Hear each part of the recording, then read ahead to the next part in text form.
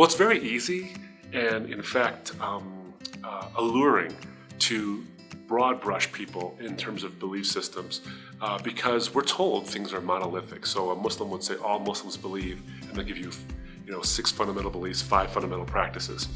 And that's academically true.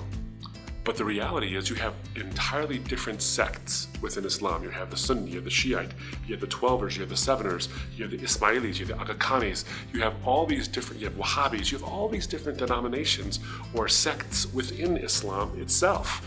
And every form of Hinduism I'm aware of has got central core tenets that are true, but very different things as well.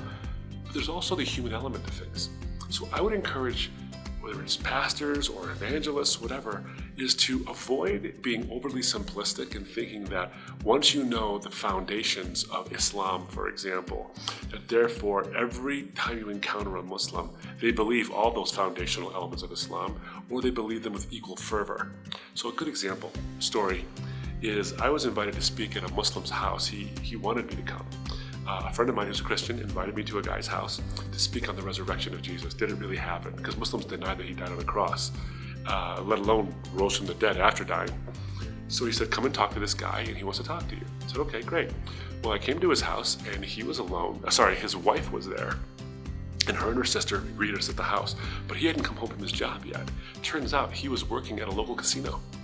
Now, gambling is haram, or it's forbidden in Islam, yet this guy's job was to foster gambling.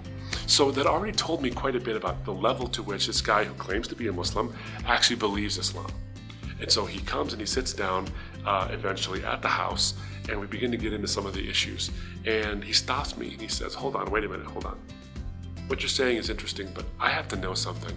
How is it that you can really come to believe that God is good and God is just if so many bad things have happened to our people, the Arabs around the world, and especially in the Middle East, and things seem so unfair?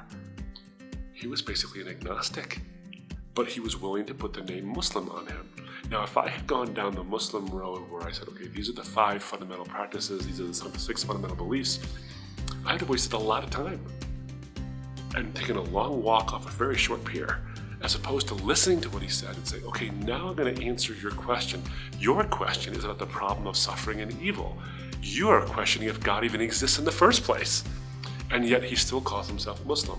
The point of this story is this: just because someone slaps a label on themselves doesn't mean that you should automatically think you know what that person's baggage actually is. Whether they're a Hindu or a Buddhist or someone claiming to be a Christian or a Muslim. That's why Paul says, answer people, don't answer religions. So resist the temptation to broad brush and instead realize that there are as many different approaches to evangelism as there are people in the world. And you can be informed by their religion, but don't be constrained by your view of their religion. There's plenty of variation because there's as many variations as there are people. And that will make your evangelism far more effective.